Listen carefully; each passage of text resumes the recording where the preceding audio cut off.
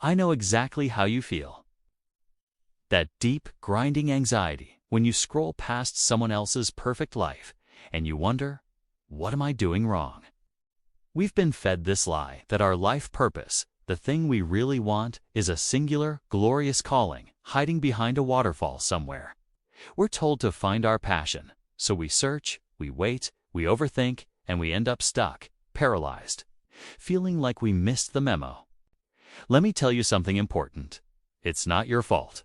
The problem isn't your motivation. It's the flawed framework we've been given. Today, we're throwing out the fairy tales and replacing them with a three-phase, science-backed framework for building, not finding, the life you want. This isn't about chasing happiness. It's about demanding meaning. Let's dismantle the first massive psychological barrier, the myth of the one passion. Most of us operate with what psychologists call a fixed theory of interest. We believe passion is an innate talent, fully formed, that shouldn't require struggle. It should provide limitless motivation. Here's the surprising fact that changes everything. When people with a fixed mindset hit a challenge, when their hobby or new job gets frustrating, they quit.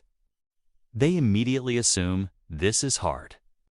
Therefore, it wasn't my true passion after all. You are self-sabotaging because you confuse difficulty with misalignment. The solution is the growth theory of interest. This mindset understands that interests are developed through sustained engagement and effort. And yes, sometimes that effort is difficult. The struggle isn't a signal to stop. It's the necessary friction for growth. If you are struggling with something meaningful, it's not evidence that you're lost. It's evidence that you're finally serious. If we stop chasing the fleeting high of passion, what do we chase? We chase meaning. Psychologists distinguish between two forms of well-being: Hedonia, the pursuit of pleasure, comfort, and short-term happiness, and Eudaimonia, the deeper fulfillment that comes from actualizing your potential and living a life of purpose. While pleasure is fine, research shows that eudaimonic motivation exerts a far stronger influence on long-term satisfaction. Viktor Frankl, the founder of Logotherapy, discovered this principle in the most horrific circumstances. He found that the core human struggle is the will to meaning. Your life has objective meaning, and your freedom lies in your responsibility to find it, even in the toughest situations. Frankl said, meaning is found in three ways. 1. Creation, building, contributing a work or deed. 2. Experience, encountering beauty or loving deeply. 3. Attitude, the courageous stance you take toward unavoidable suffering. This is your compass. Your purpose must be rooted in contribution, resilience, and growth, not just what feels good today. Okay, let's get practical. Phase 1 is a deep self-diagnostic. We stop guessing and start collecting objective data. First, define your non-negotiables.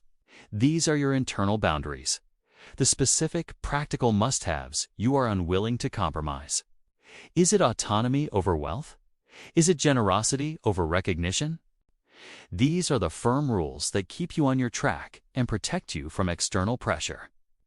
Second, track your flow state. Flow is the scientifically verified state where you are so immersed that time vanishes. It's when the challenge perfectly meets your skill. Activities that induce flow are intrinsically rewarding. You do them for the sheer joy of execution, not the prize. Keep a journal for 1 week. When did you last look up and realize an hour had passed in 5 minutes? These moments are the data points of your true interest. Third, we integrate this data using the Ikigai framework. This Japanese concept, meaning a reason for being, forces the ultimate alignment. 1.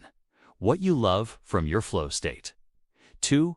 What you are good at from your strengths, skills. 3. What the world needs from your eudaimonic calling. 4. What you can be paid for the viability check. The space where all 4 intersect is your purpose. If you have 3 out of 4, you have a tension point, a friction you need to fix. This framework makes your conflict visible so you can intentionally resolve it. Now you have the map. So why do so many people stop here? Because the biggest enemy isn't confusion, it's inaction.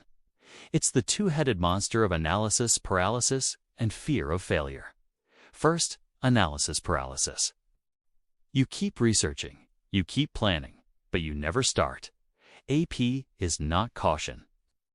It's cognitive overload fueled by the fear of making the wrong move. The action hack, the minimum viable product.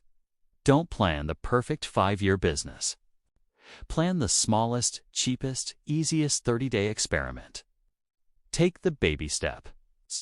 The moment you take one small step, the rest of the path begins to unfold. It takes the pressure off.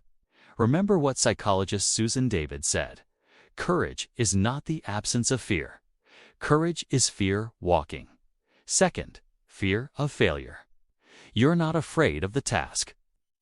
You're afraid of the shame that follows, the negative way you will be forced to see yourself. The resilience hack: reframe failure as data.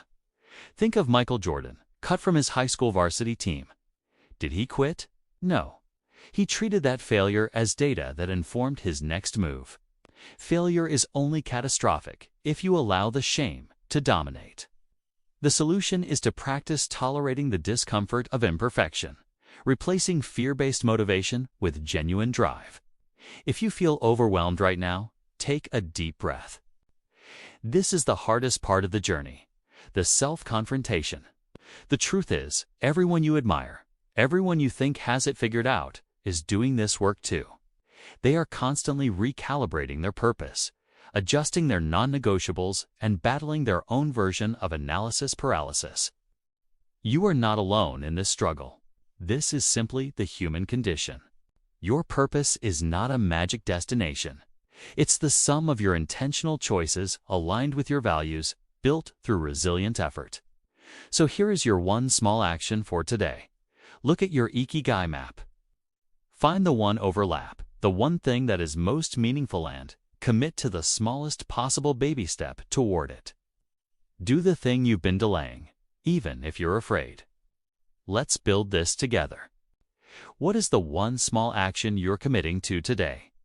Drop it in the comments below so we can all hold each other accountable.